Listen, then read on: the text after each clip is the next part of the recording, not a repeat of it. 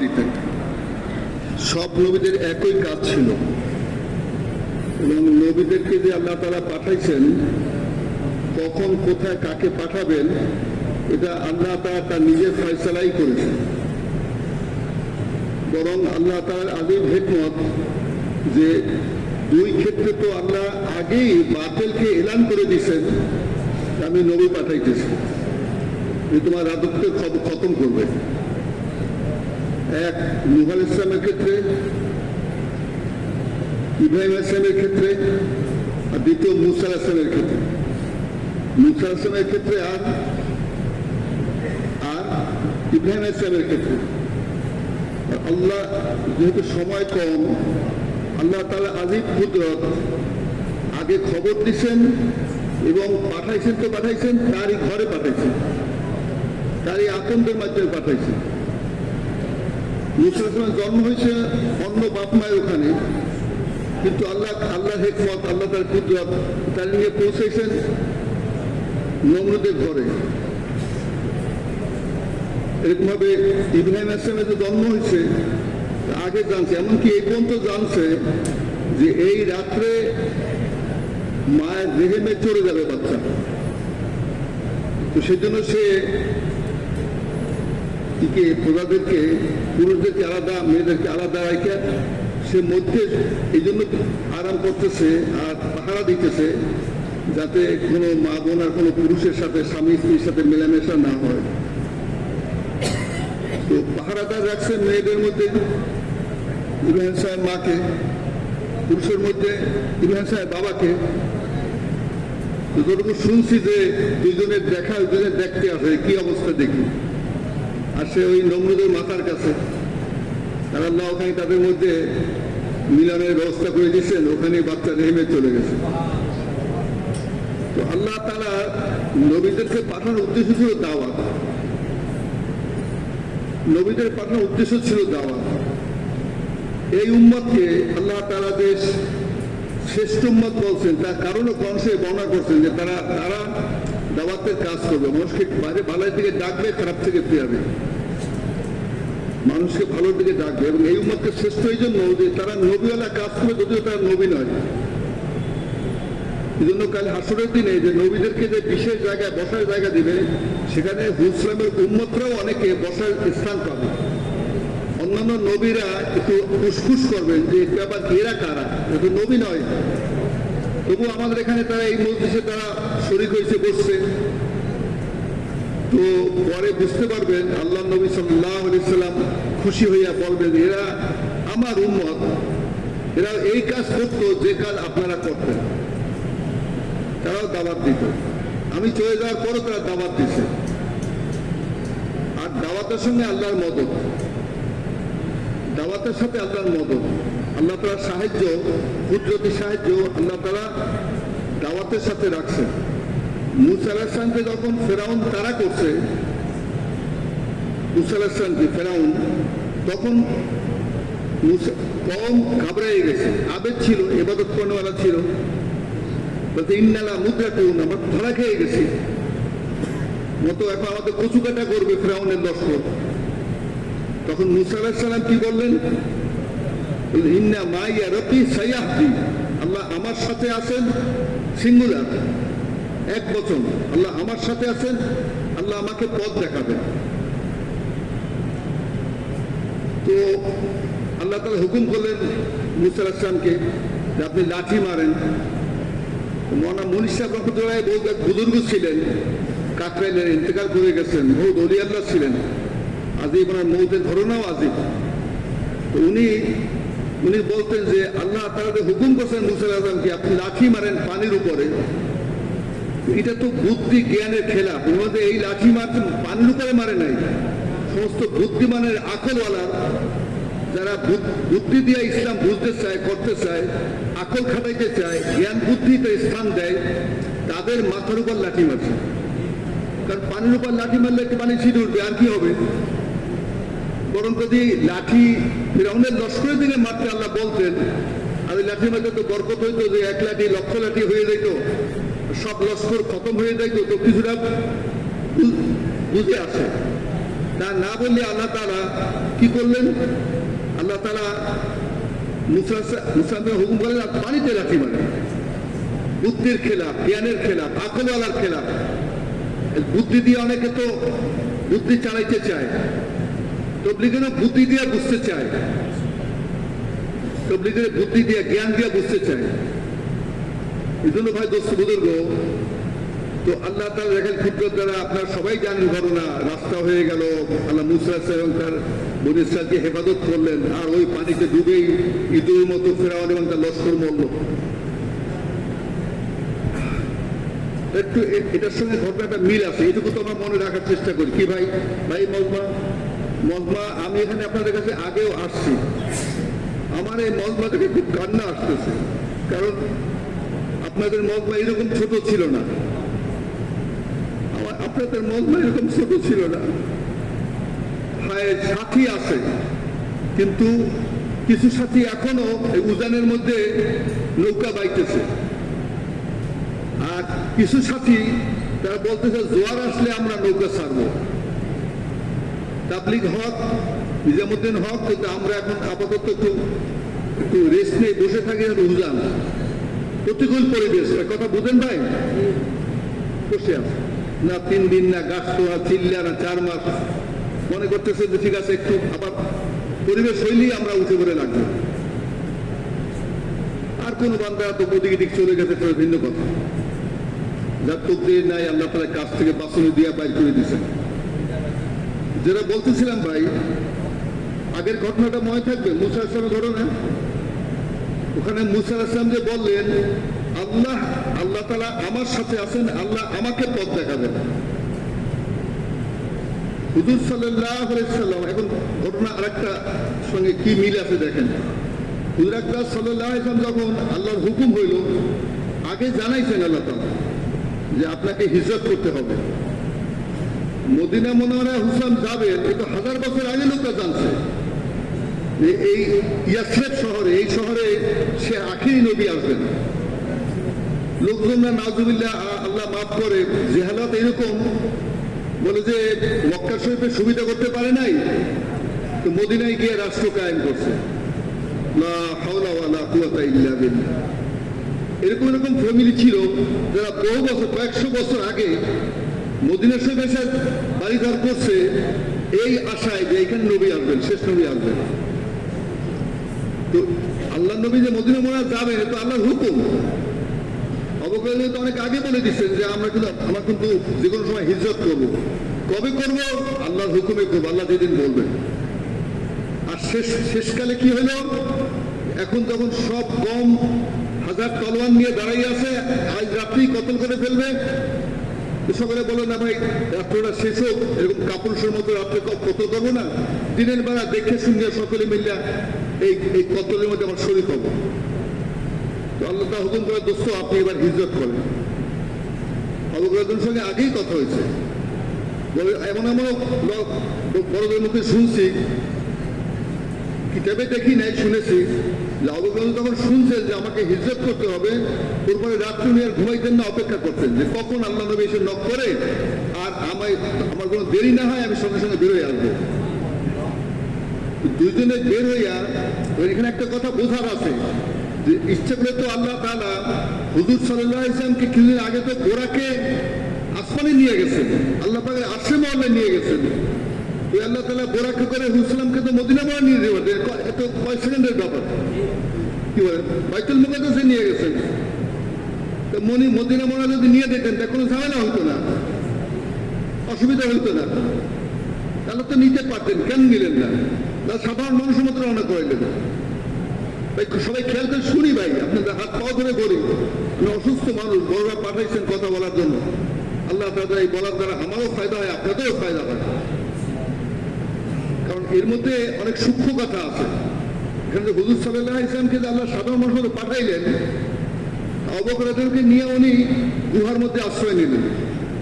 কাফেররা এলান করলো 100 উট দিয়ে দিবে যদি আমাদের কল্লাও, মোহাম্মদের কল্লাও তাদের সামনে হাজির করতে পারে। কাফেররা পাগলের মতো ঘুরতেছে, 100 উট, মুখের কথা কত কোটি টাকা। এবং ওই গুহার মুখে পৌঁছে গেছে। আবু বকর দিকে কাঁদা শুরু করছে, আমার তো এসে গেছে ওরা। হুজুর সাল্লাল্লাহু আলাইহি ওয়াসাল্লাম যে শব্দ বললেন আর কোন সব আয়াত করছেন আল্লাহ তাআলা, ওয়ালা তাহজান ইন্নাল্লাহা মা'ানা। ওখানে যে মুসা আলাইহিস সালাম কি বলছেন, ইন্না মাইয়া রাব্বি সাইয়াহদিন, আল্লাহ আমার সাথে আছেন, আমাকে পথ দেখাবেন। আর এখানে আল্লাহ নবী বললেন আল্লাহ তাআলা আমাদের সাথে আছেন। আল্লাহ তাআলা চিন্তা করলেন না, আল্লাহ তাআলা আমাদের সাথে আছেন। ওখানে আমার সাথে আছেন আর এখানে আমাদের সাথে আছেন, এই পার্থক্যটা কি? পার্থক্য এই যে আবু বকর ইসলাম কবুল করার পরে দাওয়াত দেওয়া শুরু করছেন। 2 দিনে 9 জনকে নিয়ে হাজির করছেন, রাসূলুল্লাহ আমি এটাকে দাওয়াত দিয়ে ইসলাম কবুল করছি। সাহাবায়ে যারা ইসলাম কবুল করতেন বুঝতেন তাদের দায়িত্ব এই দাওয়াত। নবী যে কাজ করে, নবীর কাজ উম্মতের কাজ, নবীর মেহনত উম্মতের মেহনত। আজকে লোকে নবুয়তের আগের জিন্দিগির ইবাদত এগুলাকে গ্রহণ করছে, আর নবুয়তের পরে যে আল্লাহ নবী জান দিয়ে দিয়েছেন, না খাই রয়েছে, বেইজ্জত হয়েছেন দাওয়াতের জন্য, সেইটাই উম্মত ছেড়ে দিয়েছে। ওইটা কঠিন লাগে, যে সহজ লাগে, আর সহজটা ধরে ইংরেজিতে বলে শর্ট সার্কিট, বুঝলেন না? একজন বলেন ভাই আপনি চলেন অ্যাক্সিডেন্টের জন্য, যদি না যায় তাহলে আপনি 1 লক্ষ টাকা দেন, মসজিদ বানাই দেবো। কি বলেন? সে ওই 1 লক্ষ টাকা দিতে রাজি হবে, কিন্তু অ্যাক্সিডেন্টের জন্য তার দিকে দিতে রাজি হবে না। ওইটা কঠিন লাগে, এটা সহজ লাগে, তো সহজটা গ্রহণ করবেন। মানুষের মেজাজের খুব সহজ, যেটা সহজ পথ, ঠিক আছে। তো বেনামাজিও টাকা দিয়ে দেয় মসজিদের জন্য।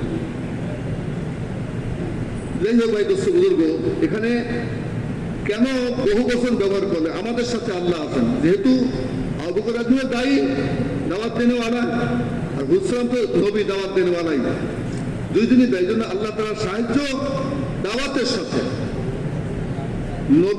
নবীদের সাথে আল্লাহ সাহায্য ছিল, আর নবীরা মেহনত করে তাদের সাথে আল্লাহ সাহায্য আছে।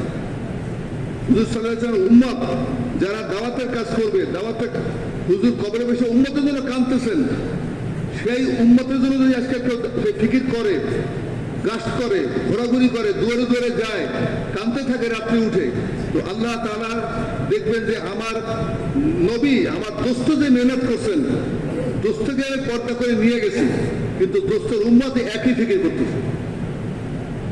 লোকে এই কথা বুঝতে পারে না, এই উদাহরণটা বুঝে, কিন্তু এটা বুঝতে পারে না। কেমন? একজনের ছেলে হারাই গেছে, সে পাগলের মতো ঘুরতেছে, আমার ছেলে কোথায় গেল? প্রতিবেশী একজন জিজ্ঞাসা করতেছে, ভাই কি হয়েছে? বলে ভাই আর কি বলবো, ভোরে সকালে সেটা বাইরে হয়েছে, এখন তার ছেলে পাইতেছে, কোথায় গেল 8 বছরের ছেলে। এখন যদি প্রতিবেশী বলে যে ভাই আপনি আমার ঘরে আসেন, আমি তো কর্মপরাও পাক করছি, আপনাকে একটু খাওয়াবো, কি বলেন? আসেন আপনাকে একটু মার্কেটে নিয়ে যাই, আপনাকে আমি কাপড় কিনে দেবো, খুব খুশি হবে, মাশাআল্লাহ, ভালো খাবার, ভালো কাপড়, কি বলেন? তার দিলের ব্যথা কি? যদি আপনি আমার সত্যি মায়া করেন, আমার প্রতি আপনার দরদ মায়া থাকে, আমার ছেলে হারাইছি, আমি যখন দুয়ারে দুয়ারে, বাজারে বাজারে, রাস্তাঘাটে ঘুরতেছি, আপনিও আমার হয়ে ঘুরতে থাকেন, পাওয়া যায় নাকি দেখেন। আর যদি ছেলেকে পাইয়ে যায়, উনি নিয়ে আসে, তো চুমা আগে ছেলেকে দিবে না, আগে ওনাকে চুমা দিবে। হুজুর সাল্লাল্লাহু আলাইহি ওয়াসাল্লাম কবর বসে কাঁদতেছেন তার উম্মতের জন্য, দুনিয়া থেকে যাওয়ার সময় কাঁদতেছেন, ইয়া উম্মতি উম্মতি, কবরে এখন কাঁদতেছেন উম্মতি উম্মতি, হাসরের ময়দানে কাঁদবেন উম্মতি। সে উম্মত আজকে মুসলমান মসজিদ ছাড়ছে। আল্লাহ নবী সাল্লাল্লাহু আলাইহি ওয়াসাল্লাম তো নামাজ ছাড়ে নাই, সাহাবাগণ কেউ মসজিদ ছাড়ছে, জামাতে আসে নাই, এতেই আল্লাহ নবী অসন্তোষ হয়ে বলতেন আমার দিলে চাই আর ওই ঘরে আগুন লাগাই দিই। ওই সময় তো 101 জন নামাজি ছিল, এমনকি মুনাফিকরা পর্যন্ত জামাতে নামাজ পড়তো। যে ভিতর থেকে ইসলামের দুশ্মন, উপরে আল্লাহ নবীর সামনে ঘোরাঘুরি করার জন্য সে ইসলামের কথা বলতে যায়, মুসলমান মুনাফিক। কাফের তো প্রকাশ্য দুশ্মন, আর মুনাফিক আভ্যন্তরীণ দুশ্মন, ইন্টারনাল এনিমি যারে কয়, ঘরের লোক। দস্তখানে বসতো দুশ্মন, খবর পাস করে দিত এবং কারসাজি করত, চাটুকাটি করতে কেমনে এটাকে শেষ করে দেয়। নবীর নামে যে বদনাম উঠাইছে, কারা উঠেছে? মুনাফিকরা উঠেছে। যে নবুয়ত বদনাম উঠেছে মা আয়েশার নামে যে উঠাইছে, মা আয়েশার নামে উঠায় নাই, উঠাইছেন নবীকে শেষ করার জন্য, নবুয়ত বন্ধ হয়ে যাবে। এই জন্য ভাই দোস্ত বুজুর্গ, হুজুর সাল্লাল্লাহু আলাইহি ওয়াসাল্লাম সমস্ত নবীরা দাওয়াতের জন্য আসে। আজ আমাদের ভুল বোঝার এই পর্যায়ে গেছে যে নবী তো সাহাবাদের নিয়ে জিহাদ করছেন। তো জিজ্ঞাসা করেন ভাই জিহাদ অর্থ কি? জিহাদ অর্থ কাফিরকে কতল করা। তো আল্লাহ নবী সাল্লাল্লাহু আলাইহি ওয়াসাল্লাম যে এই হাদিসখানা বলছেন তোমরা ছোট জিহাদ থেকে বড় জিহাদে গেছো, ওই কিতাব থেকে বাইর করে দেখেন ওই হাদিসখানা বলছেন যখন সফর থেকে ফিরতেছেন বাড়ির দিকে। তো সফর যদি নবীদের আসল যদি কতল করা হয়, তো নবীর আসছেন মানুষকে জান্নাতে পাঠানোর জন্য, নবী আসছেন জাহান্নামে পাঠানোর জন্য না জান্নাতে নেওয়ার জন্য? নবীদের মেহনত কি ছিল বলেন? আল্লাহ নবীর মেহনত কি ছিল? লোকের কোন রকম জাহান্নাম থেকে বাঁচাইয়া জান্নাতের দিকে নেওয়া যায় কিনা? আর হাদিসে এই কথা আছে যে তোমরা আগুনের দিকে ঝাঁপাইয়া পড়তেছো আর আমি তোমাদেরকে কোমর ধরে ধরে ফিরিয়ে আনতেছি। নবী হুজুর সাল্লাল্লাহু আলাইহি দিল ঠান্ডা হওয়া মেহনত কি? যেমন ওই ব্যক্তির দিল ঠান্ডা হওয়া মেহনত দিতেছে, তার মতো কোনো পাক করতে পারে নাই, তার মতো ওই ছেলেটাকে খোঁজ করা। মুসলিমের ঠান্ডা হওয়া মেহনত দিতেছে। হুজুর যখন দাওয়াত দিতে গিয়ে মানুষের দূরে দূরে ধাক্কা খাইছেন, হুজুরে ওই রকম হুজুর সাল্লাল্লাহু আলাইহি ওয়াসাল্লামের হুজুর সাল্লামের উম্মতের দূরে দূরে ধাক্কা দিয়া। ওই জামানায় বেনামাজি ছিল না, আর এই জামানায় তো জামাত ছাড়ে না, শুধু মসজিদ ছাড়ছে মুসলমান, নামাজ ছাড়ছে। এখন তো আল্লাহ মাফ করে হাজার লোক, কত লোক যে আল্লাহ ভালো জানেন, কত লোক এই দেশে মুসলমান মুরতাদ হয়ে যাইতেছে, ইসলাম ছাড়িয়ে যাইতেছে, ইসলামের বিরুদ্ধে বলে, আল্লাহর বিরুদ্ধে, রসুলের বিরুদ্ধে, নওয়াজুবিল্লাহ মিনাল কোরআনের বিরুদ্ধে কথা বলে। আমি এরকম নিজের চোখে দেখছি। আমার বলে দেখো বেশি কথা বলো, আমি কোরআন শরীফের পাতা সিরিয়াল নিয়ে আগুন ধরাইয়া সিগারেট খাবো। আমি নিজের চোখে দেখছি তাদের মুরতাদ হয়ে যেতেছে, ইসলামের বিরুদ্ধে কথা বলে, আল্লাহ রসুলের বিরুদ্ধে কথা বলে। মুসলমানের গায়ে জন্ম হয়েছে, কাফের বলে ভিন্ন কথা, যে অমুসলমান ঘরে জন্ম হয়েছে, সেখানে লালিত পালিত হয়েছে, কিন্তু মুসলমানের ঘরে জন্ম হয়েও সেই কথা বলতেছে। কারণ ইমানুল পান চর্চা না করতে না করতে অন্তত এই পরিমাণ আসছে ভিতরে ইমান যেগুলো ছিল ওটুকু শেষ হয়ে গেছে। আর সবথেকে বড় দুর্বলতা ইমানের, জ্ঞানের দুর্বলতা না। ভাই এখানে মাথা নিচু করলেন কেন? ও বাবা, অভাব জ্ঞানের না, এলিমেন্ট না, অভাব ইমানের। এই কথাটা কি পুরা মজমাস কানে গেছে? কথাটা আবার বুঝতে পারছেন? বুঝতে পারছেন যে পরিমাণ এলেম এই জামানায় মানুষের কাছে আছে, সাহাবাদের জামানায় এই পরিমাণ এলেম অনেক সাহাবী ছিল না।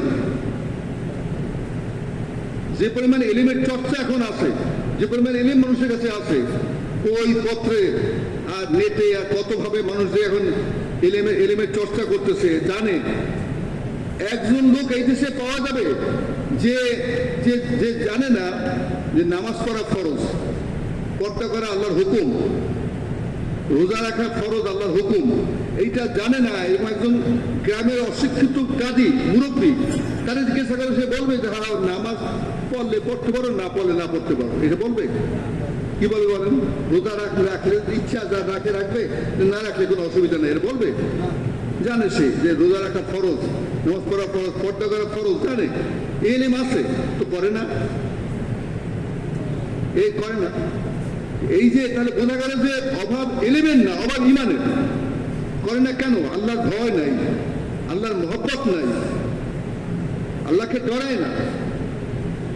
আমাদের কাকরাইলের এক মুরব্বী ছিলেন মৌলানা রহমতুল্লাহ আলাই, উনি অনেক বছর আগের ঘটনা, মনে হয় 50-60 বছর আগের ঘটনা হবে, যে সাইপ্রাস দ্বীপে গেছেন, ওখানকার পুলিশ অ্যারেস্ট করে জেলে দিয়েছে, ম্যাজিস্ট্রেটের সামনে নিয়ে গেছে।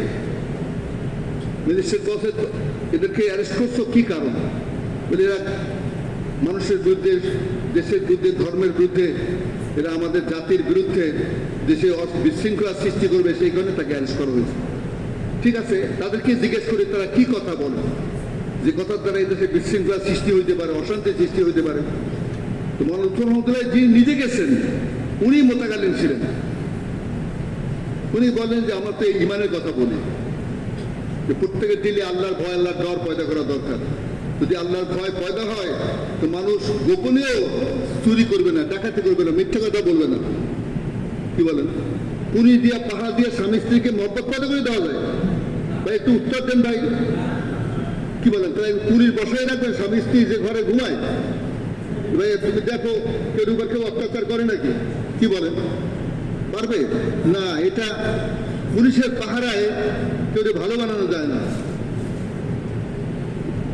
তো মৌলানা সাহেব এই যে ম্যাজিস্ট্রেটের সামনে উনি বলতেছে যে এই কথা শুরু করতে, যে আমরা এমন জিনিস চেষ্টা করতেছি মানুষের দিলে আল্লাহ সব জায়গায় আছেন।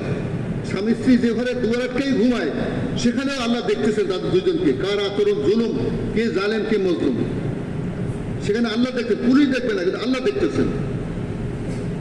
সবসময় ফেরেশতা কান্দে আছে, দেখতেছে সব কি হইতেছে, সব রেকর্ড করা হইতেছে।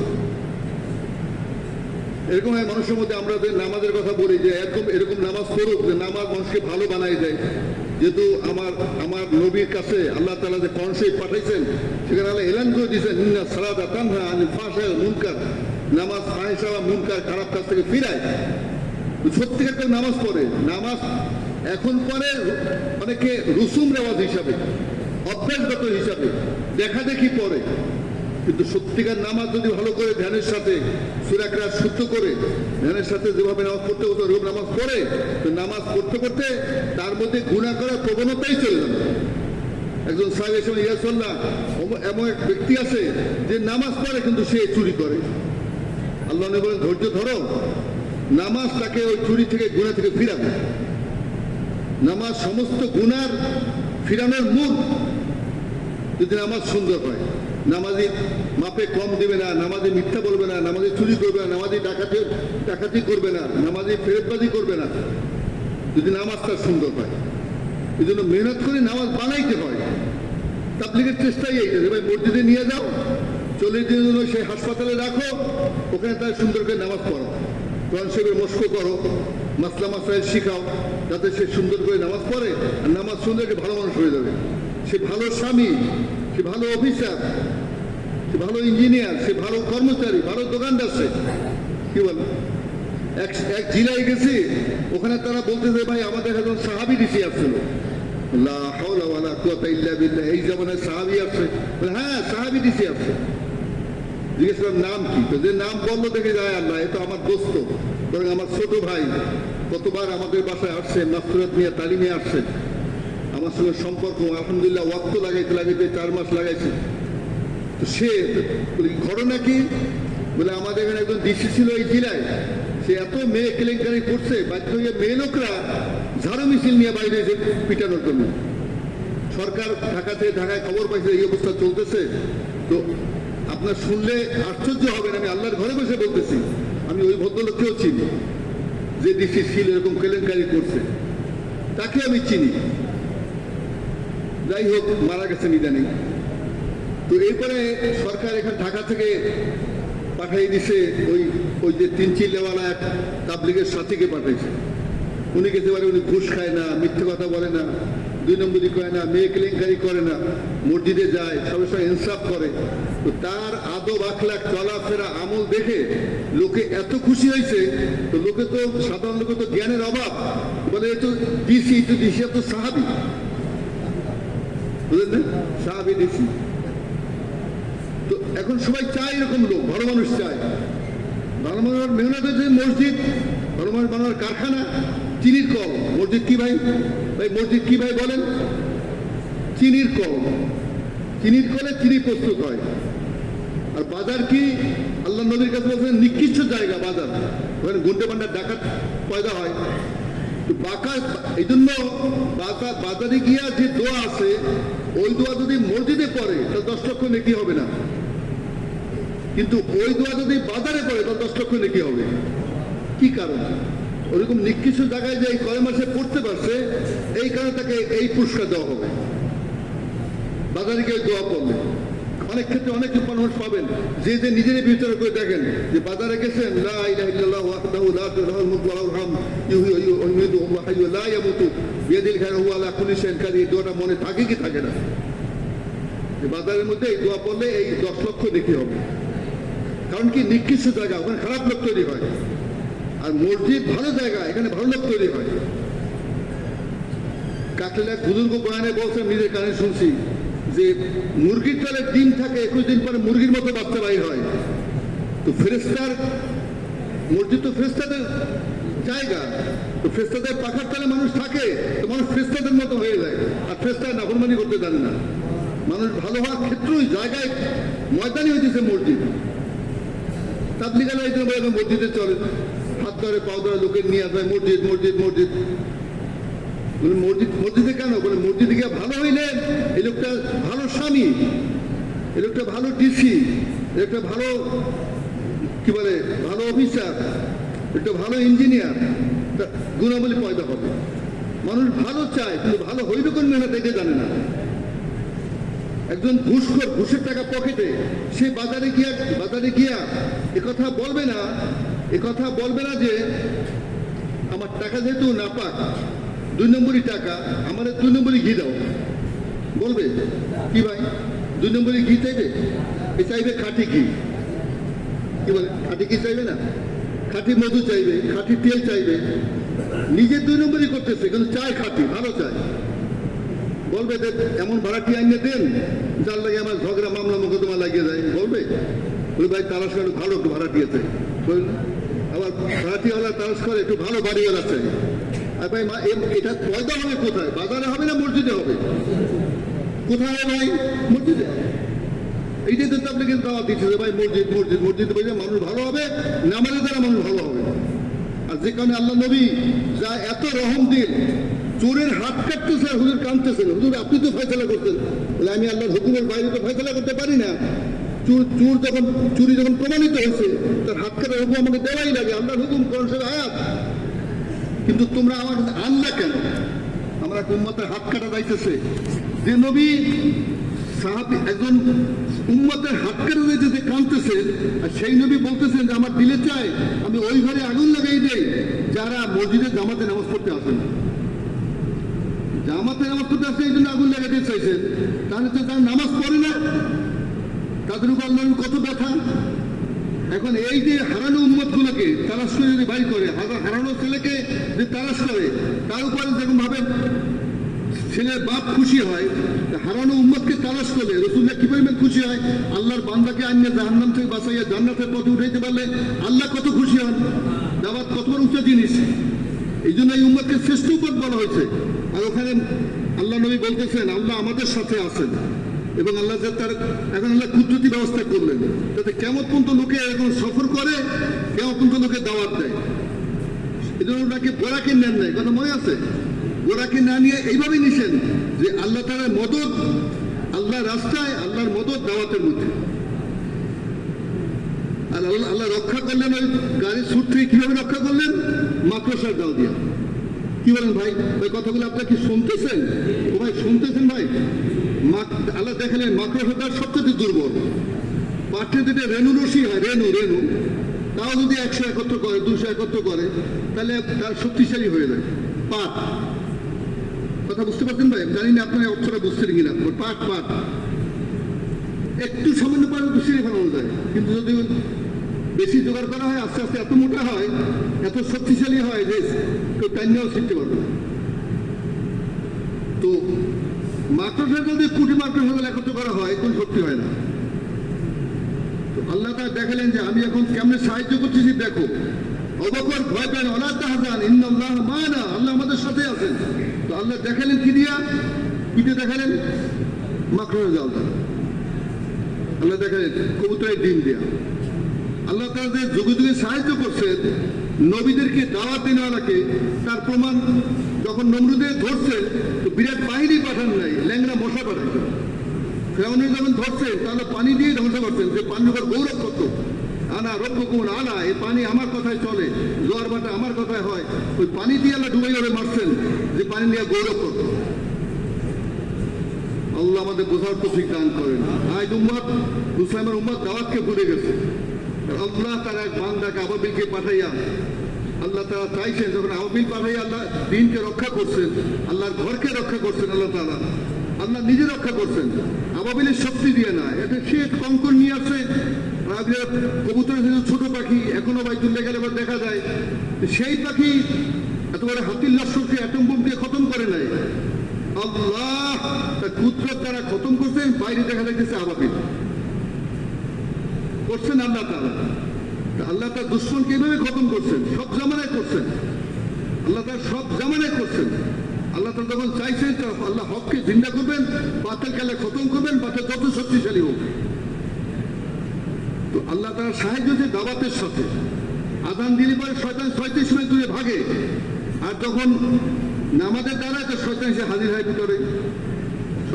অথচ নামাজ হচ্ছে ইবাদতের মাথা, সব ইবাদত শ্রেষ্ঠ ইবাদত, তবু সে শয়তান আছে। আর দাওয়াত আযান দাওয়াতে তাম্মা, দাওয়াত দিলে পর শয়তান ভাগে। দাওয়াত দেবে আল্লাহর সাহায্য তার সাথে থাকবে। আল্লাহ আমাদের বোঝার তৌফিক দান করেন। আল্লাহ আমরা যারা এখানে আসছি, এতে করে পাশা মজমা অনেক কষ্টানোর পরে যারা রয়ে গেছেন তারা আপনারা ভাই। এই জন্য দাওয়াতে এখন আল্লাহ তাআলা মদদ সাহায্যের জন্য দাওয়াতের দ্বারা আল্লাহ সাহায্য হবে। এখন যে হযরতজি বলতেছেন পাগলের মতো বছরে 4 মাস লাগাও, উদ্দেশ্য কি? একই উদ্দেশ্য, 4 মাস লাগাও, বছরে 4 মাস লাগাও, বেশি সময় আল্লাহটা দাও, মসজিদে 8 ঘন্টা দাও, বেশি সময় লাগাও, 12 ঘন্টা বলে 12 ঘন্টা দাও, যে যত পারো। জবরদস্তি না, তুমি কতটুকু পারো না পারো এইটা একমাত্র মালিক জানেন, মালিক দেখতেছেন। তুমি যতটুকু মাজুরের গুনাহ মাপ। মাজুর যদি ঘরে বসেও নামাজ পড়ে আযান শোনার পরে, মাজুরের গুনাহ হবে না, নামাজের নেকি পাবে, জামাতের নেকি পাবে। কিন্তু যদি গাফলতির সাথে মসজিদে না যায়, আযান শুনে ঘরে নামাজ পড়বে না পড়ে, তাহলে সে অনেক কঠিন গুনাহগার হবে। এই জন্য আমরা যেভাবে যার যে সামর্থ্য আছে, কতটুকু মাজুর অথবা মাজুর না বাহানা করতেছি, এটা একমাত্র আল্লাহ জানে। আমাদের সবাই তাবলীগ সম্পর্কে ইলম হয়ে গেছে, এ আল্লাহর একটা হিকমত কুদরত, আমরা সবাই তাবলীগ সম্পর্কে জানি। আমরা না শুধু, ইলিয়াস রহমতুল্লাহ আলাইহি ওই জামানে 100 বছর আগে যখন নিজামুদ্দিন মার্কাজে বয়ান করতেছেন, ততটুকু আমি শুনছি বড়দের মুখে যে 3-4 জন লোকের সামনে উনি 2 ঘন্টা, 2.5 ঘন্টা, 3 ঘন্টা বয়ান করছেন। তো খাদেম যে সেও একটু বিরক্ত হয়ে গেছে, হযরত আপনি এতনা ওয়াক্ত যায় কিয়া, এত সময় 3 জন লোকের জন্য দাওয়াত দিয়ে আপনি সময় নষ্ট করলেন। ইলিয়াস রহমতুল্লাহ যখন বলছে যে ভাই তুমি তো দেখতেছো 3 জন, আর আমি তো দেখতেছি পুরো উম্মত। এমন একদিন আসবে এখানকার কথা সমস্ত দুনিয়া শুনবে, সমস্ত দুনিয়া পৌঁছে যাবে। আজ পরিস্থিতি এরকমই হয়েছে যে হযরত মাওলানা শাহ সাহেবের জবান দিয়ে কি কথা বের হয়, এইটা জানার জন্য, এইটা অ্যানালাইসিস করার জন্য, এটা বিশ্লেষণ করার জন্য, এটার মধ্যে কি আছে জানার জন্য দুনিয়াতে হকওয়ালারা তো তালাশ করি, বাতিলওয়ালাও তালাশ করতেছে। সমস্ত দুনিয়াকে বাতিলওয়ালাও তালাশ করতেছে, সমস্ত দুনিয়াতে খবর হয়ে গেছে। মনসাদ নিজামুদ্দিন তাবলীগ বাতিলও খবর পাইছে, অমুসলমানও জানে, এখন অমুসলমানও জানে। আল্লাহর রহমতে আমরা এখন বিদেশে গেছি, দেখছি যে অমুসলমানও এ ব্যাপারে জানে। আর এখন তো আরো ছড়াই করছে, এমন ছড়াইছে যে দুনিয়া কেউ বলতে পারবে না যে তাবলীগ জানি না। এই জন্য ভাই দোস্ত বুজুর্গ, এটা আল্লাহর হিকমত, আল্লাহ ছড়াই দিচ্ছেন, আল্লাহর হিকমত। যে এটাকে কবুল করবে বাঁচে যাবে, যে না কবুল করবে ওমা কুন্না মুআযযিবিনা হাত্তা নাবাসা রাসূলা, যে দাওয়াত পাওয়ার পরে তো কবুল করে নাই, তো সে তার জন্য আমি তাকে আযাবের মধ্যে গ্রেফতার করে দেবো। ওমা কুন্না মুআযযিবিনা, আযাব দেবো হাত্তা নাবাসা রাসূলা, তার কাছে দাওয়াত দেওয়ার পরে দাওয়াত যদি কবুল না করে। সুতরাং আমাদের সবার দায়িত্ব, আমাদের দায়িত্ব হইতেছে আল্লাহ আমাদেরকে আগে বাড়াইছেন, এই কাজে মজবুত হয়ে কাজ করা, 4 মাসের জন্য নিজের চেষ্টা করা, ভাই আগে নিয়ত, এরপরে কান্দে দোয়া করা যে আমি তো দায়িত্ব চাই। দেখেন এমন কান্দি, এমন এখন কান্দা এত বেশি জরুরি, দোয়া এত বেশি জরুরি। আমরা কত বছর আগে বলবো 77 সনে, তখন তো আমার নওজোয়ান, অল্প বয়স, আমাকে হাজী আব্দুল মুকির সাহেব, ইঞ্জিনিয়ার আব্দুল মুকির সাহেব বলেন ভাই তোমাকে তো শ্রীলঙ্কা যেতে হবে, শ্রীলঙ্কাতে বেশ অসুবিধা, দিনের খুব অধপতন, সেখানে তোমাদের যাওয়া দরকার, জামাত নিয়ে যাওয়া রওনা করো।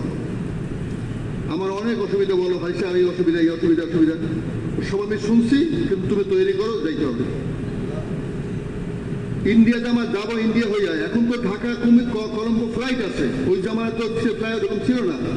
যাইতে হবে ইন্ডিয়া বাই রোডে, মাদ্রাজ হইয়া, তারপরে জাহাজে, শিপে। ইন্ডিয়া ভিসা দিবে না, বারবার কাউন্টারে গেছি, না ভিসা দেবো না। চিনছে। এই তো ঢাকা এই যে সায়েন্স ল্যাবরেটরির উল্টো দিকে তার ইন্ডিয়ান হাই কমিশন ছিল। হাজী আব্দুল মুগিস সাহেব রহমতুল্লাহ আলাই আল্লাহ আমাকে দেখাইছেন, পুরা জামাতকে দাঁড় করাইলেন, ভাই তোমাদের কি অবস্থা বলে, আমার তো ভিসা দিতেছে না ইন্ডিয়ান হাই কমিশন। তুমি বলেন যে দেখো তোমার একিন হইতেছে ভিসা ইন্ডিয়ান হাই কমিশন দেয় না, এই একিন বদলাও, আল্লাহ ভিসা দিবেন, আল্লাহ দিলে তুমি কেউ আটকাইতে পারবে না। আল্লাহ মানে লিমা আতাইতা আল্লাহ আল্লাহ মুতিয়া লিমা মানাতা, আল্লাহ যদি দেন তো দুনিয়া কেউ আটকে রাখতে পারে না, আল্লাহ যদি না দেন দুনিয়া কেউ তাকে দিতে পারে না। বললেন তাও দাঁড়াইলাম আমরা, আমার ছেলের মতো উনি মহব্বত করে ভালোবাসতেন, সন্তান আদরও করতেন, মন্দও বলতেন, আমাদের তরবিয়তের জন্য উনি যতটুকু জায়গায় করছেন। পুরা জামাত এখন থেকে বের হয়ে যাও, মসজিদে মসজিদে ঘুরবা, বাসায় যাবা না, আমার বাসা ঢাকায় খিলগাঁও না, বাসায় যাবা না, মসজিদেই থাকবা, আর পুরা জামাত রোজা রাখবা, যতর মধ্যে মাসলা হাল না হয় রোজা রাখতে থাকবে পুরা জামাত। রোজার দ্বারা প্রত্যেক দিন একটা দোয়া কবুল হয়। রোজা রাখি আল্লাহর কাছ থেকে মাইঙ্গে লো যে হ্যাঁ আল্লাহ তাআলা রাজি হয়, দুনিয়ার কেউ আটকাইতে পারবে না, তোমাদের হয়ে যাবে। কি করা, আমরা পুরা জামাত ঘুরতে লাগলাম। এরপরে আর ঘটনার বাকি জিনিস বলতে চাই না, সময় নাই। আল্লাহ কুদরত দ্বারা ভিসার ব্যবস্থা করলেন, ভিসার ব্যবস্থা করলেন, আল্লাহ কুদরত দ্বারা নিলেন, আমাদের সফরও করাইলেন। রোজা এত শক্তিশালী আমল, এত শক্তিশালী আমল। এই কিছুদিন আগেও এক দেশ রোজা রাখতে রাখতে 56টা দেশের বড় বড় শক্তিশালী দেশ 56 মতো পালাই চলে গেছে। কিন্তু এই জামানে ঘটনা ঘটতেছে, কারণ আল্লাহ তাআলার কথার মধ্যে কোনো লা তাবদিলা কালিমাতিল্লাহ, আল্লাহর কথার মধ্যে পরিবর্তন নাই, আল্লাহ নবীর কথার মধ্যে কোনো পরিবর্তন নাই, যা বলছেন সত্যি, সব সত্য, কোনো সন্দেহ নাই। কাফের বলতেছে উনি আমাকে যদি 3 না মারত, থুতু মারত, তাতে আমি মরতাম। জানেন ঘটনা আপনার, কাফের এই কথা বলতেছে যে উনি তো মোহাম্মদ সাল্লাল্লাহু আলাইহি ওয়াসাল্লাম, তো সাল্লাল্লাহু আলাইহি ওয়াসাল্লাম আমি বললাম, আপনার সাল্লাল্লাহু আলাইহি ওয়াসাল্লাম বলেন যে আল্লাহ নবীর নাম নেওয়া হয়েছে, আর সে তো আর সাল্লাল্লাহু আলাইহি ওয়াসাল্লাম বলে নাই, সে যদি আমাকে থুতুও মারতো তাহলে আমার মৌত হইত। লোকে চিৎকারি করছে, ভাই একটু সামান্য একটু দাগ লাগছে, ইসের তীর হাত দিয়ে মেরা মারছে, একটু সামান্য দাগ লাগছে, কি হয়েছে, তুমি সারের মতো চিল্লাইতেছো কেন? আমার যা কষ্ট হইতেছে, হেজাত ভাষী সবাই কি হয়ে যেত। এরপর দেখা গেল যে মক্কা থেকে পৌঁছার আগেই মারা গেল। সেই কথা বলে গেছে। আজকে মুসলমানের কথা সবাই যে কথা বের হয় যে আল্লাহ নবী যা বলছেন এর মধ্যে কোনো সন্দেহ নেই, আল্লাহ নবীর কথা সত্য, যে রোজা রাখো প্রত্যেকদিন, দিনে রাত্রে একটা দোয়া কবুল হবে, দিনের রাত্রের মধ্যে একটা দোয়া, 24 ঘন্টার মধ্যে একটা দোয়া কবুল হবে। আর এই হাদিস ফাজাইলে রমজানের মধ্যে আছে। তো আমরা এখন সাথীরা, আমরা এই বাসার সাথী, আপনারা আসছেন এই এলাকার চুনের সাথী, আমরা সবাই নিয়ত করি যে আমরা একটা মাসলা হালকা হাল করতে চাই। 1980-90-এর মধ্যে উনি মারা গেছেন লুৎফর মাহমুদুল্লাহ আলাই, তখন বলে গেছেন, তখন এই কথা বলছেন যে এখন সবে কাজের চলতেছে, সবে কাজের ফলে রাত্রের সবথেকে অন্ধকারতম সময়, সবথেকে শেষ রাত্রে, সবে সাদেকের আগে। ভাই কথা শুনেন ভাই, ভাই একটু ভাই একটু ঘুমাইতেছে, মাথায় একটু ভাই, সবে সাদেকের আগ মুহূর্তটাকে সবে কাজে পড়ে, ওই সময় ঘন অন্ধকার, darkest hour of the night, সবচেয়ে বেশি অন্ধকার ওই সময়। এরপরে সূর্য পূর্ব দিকে, আমরা শহরে বুঝতে পারি না বিদ্যুতের কারণে, কিন্তু সাগরের পাড়ে যান যেখানে বিদ্যুৎ নাই, ওখানে সাগরের পাড়ে গেলে বা জঙ্গলের মধ্যে গেলে পরে যেখানে বিদ্যুৎ নাই, সেখানে পূর্ব দিক দিয়ে পরিষ্কার হয়ে উঠতেছে দেখা যায়, সবে সাজল হয়ে গেছে, ফজর ওয়াক্ত হয়ে গেছে। আমাদের দেরি করে তার সূর্যই দেখতে পারবে। এই জন্য ভাই দোস্ত, সবে কাজের আগে, সবে সাদেকের আগে সবে কাজে হয়। 80-90 সালের বুজুর্গ বলিয়ে থাকে যে এখন সবে কাজের চলতেছে। আপনারা সবাই পুরনো সাথী বুঝেন, আর ইশারা ইশারা বেশি বলে রাখবে না। এখন তাহলে এখনকার সময়টা কি সময়? এখন তো আরো নিকৃষ্ট। কি বলেন? শরৎবাবু মসজিদ আটকায় নাই, রবীন্দ্রবাবু মসজিদ আটকায় নাই, মসজিদ কি আটকাইতেছে? কি বলেন? যে আয়াত মুখস্থ, যে আয়াতের তথ্য করতেছে, যে কে মসজিদ ইবাদত করতে বাধা দেয় সে কাফের, সে জালেম, সে আটকাইতেছে। কি বলেন? কত অন্ধকার এখন চলতেছে, অন্ধকার তম। এটাই আলামত যে সুবিধাদের হওয়ার সময় হয়ে গেছে। আমাদের বরিশাল এলাকার মধ্যে জোয়ার ভাটা হয়, যখন খুব বেশি করকরিয়া ভাটা হয়, চরম ভাটা, তখন সবাই বুঝে, বাচ্চারা বলে যে হ্যাঁ পানি তো নাই খালে, এই তো পানি আসতেছে, এই জোয়ার আসার সময় হয়ে গেছে। কি বলেন, জোয়ার আসার সময় হয়ে গেছে। এই জন্য ভাই দোস্ত, অমাবস্যা হইলেই বুঝে, সবাই বুঝে অমাবস্যা হইলে, ছোট থেকে বড় এমন কেউ নাই যে বোঝে না এরপরই চাঁদ উঠবে।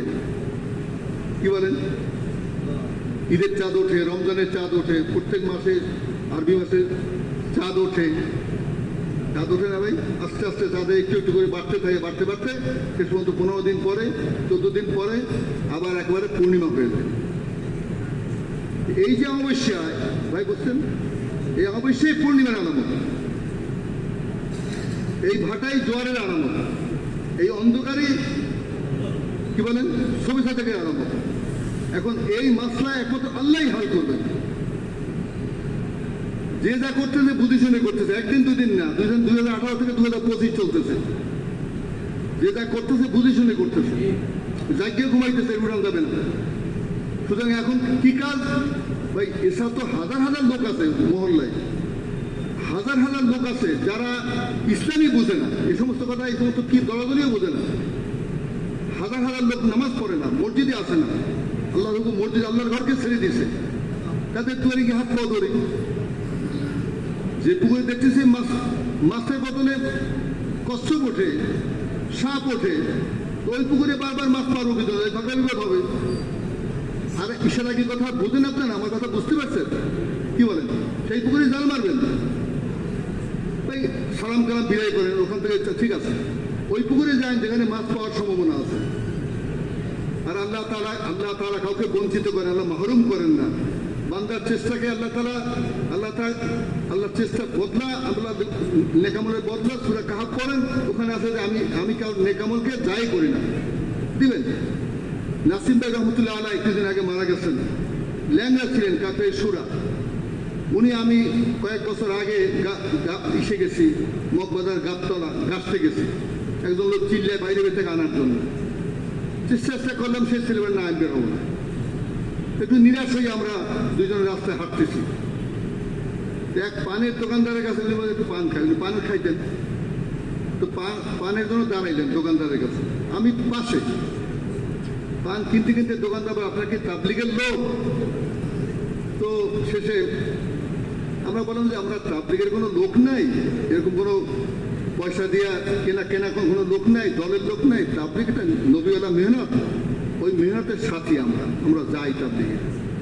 বলে আমার ভাতিজা চিল্লায় যাবে, লোক পাইছে না খোঁজ করে, তার কার কাছে দেবো, আপনারা কি নিবেন? আল্লাহ, তোমার এমন কুদরতি মুআমিনা, আসলেন একজনের জন্য, চেষ্টা করে নিরাশ হয়ে রওনা করছি, আল্লাহ তাআলা আমাদেরকে খালি হাতে ফিরাইলেন না, উনি ওনার ভাতিজাকে কাটটি সহ দিয়ে দিলেন, রওনা করে আমাদের সঙ্গে কাটলাই চলে গেল। তো আল্লাহ তাআলা মাহরুম করেন না। ঢাকা শহরে দেখছি জাল নিয়ে ঘোরে, শ্যামলী এলাকায় আমি যখন অফিস করতাম, তো বললাম যে বাবা, ঢাকা শহরে